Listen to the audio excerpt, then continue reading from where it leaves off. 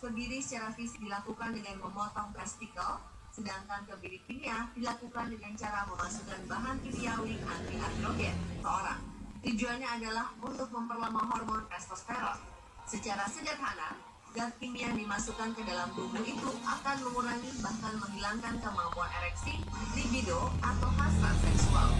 Saat ini, kebiri kimia dianggap sebagai alternatif yang tepat untuk memberikan pelajaran bagi para pelaku kejahatan seksual. Kebiri kimia melibatkan sejumlah tim kesehatan, mulai dari seksolog hingga psikiater, untuk memastikan kondisi kejiwaan para pelaku pedofil sebelum diberikan suntikan berupa obat anti-androgen. Pemberatan hukuman berupa kebiri kimia dinilai perlu, karena ancaman hukuman bagi pelaku kekerasan seksual terhadap anak saat ini sudah tergolong tinggi.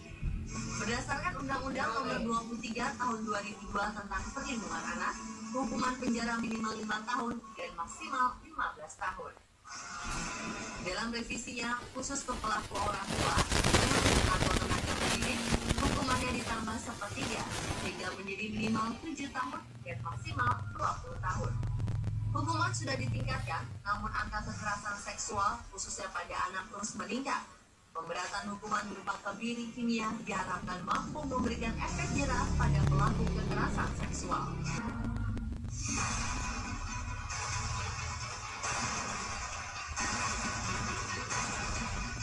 Meski tengah santer dibicarakan, namun pelaksanaan kebiri kimia masih menuai pro dan kontra dari berbagai kalangan. Pihak-pihak yang mendukung memiliki beberapa alasan kuat, di antaranya, yang pertama adalah menurunkan hasrat seksual pria. Bagi sebagian pria, gairah seksual terlalu tinggi bisa berdampak negatif. Kebiri kimia bisa menjadi alternatif untuk menurunkan hasrat seksual mereka ke titik di mana mereka bisa mengendalikannya. Reproduksi seseorang dalam rangka mendapat keturunan. Ada beberapa golongan yang setuju hukuman ini melanggar hak asasi manusia, namun mereka kembali menanyakan, apakah perbuatan berupa pelecehan seksual, terutama pada anak-anak di bawah umur, bisa disebut sebagai perbuatan seorang manusia. Di Indonesia, hukuman kebiri bagi para pelaku kejahatan seksual memang masih menjadi wacana. Namun di beberapa negara, hukuman kebiri telah diberlakukan sejak lama. Yang pertama adalah Amerika Serikat. Negara bagian California merupakan negara bagian seksual terhadap anak, yaitu di tahun 1996. Kemudian menyusul beberapa negara bagian yang lain. Di sini hukuman kebiri kimia dilakukan berdasarkan keputusan pengadilan untuk tindak pidana pertama. Namun untuk tindak pidana kedua, hukuman kebiri diberlakukan secara paksa pada pelaku kejahatan seksual. Selanjutnya, Polandia. Mulai tahun 2010, penerapan hukum kebiri di Polandia dilakukan secara paksa terhadap pelaku yang telah dinyatakan bersalah oleh pengadilan.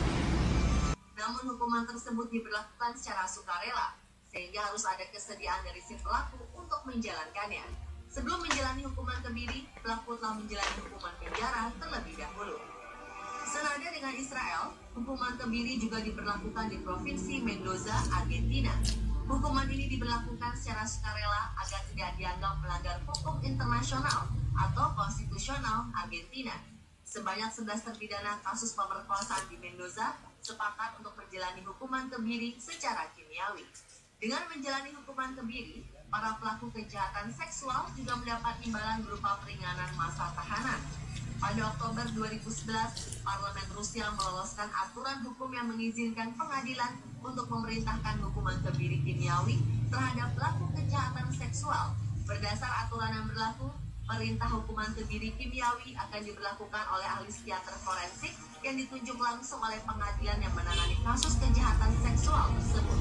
Hukuman kebiri yang berlaku di Rusia wajib dilakukan oleh setiap pelaku yang dinyatakan bersalah oleh pengadilan. Negara-negara lain yang telah memberlakukan kebiri kimia adalah Moldova, Estonia, beberapa negara bagian Australia, serta Korea Selatan. Memberikan pemberatan hukuman memang merupakan salah satu hal yang wajib dilakukan untuk menghukum para pelaku kejahatan seksual. Namun selain itu, masyarakat juga harus semakin kritis dan waspada terhadap berbagai bentuk kejahatan seksual di sekitarnya.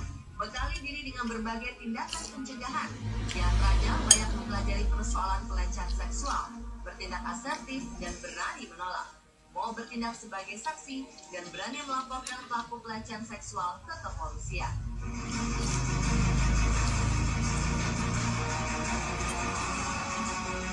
Wih.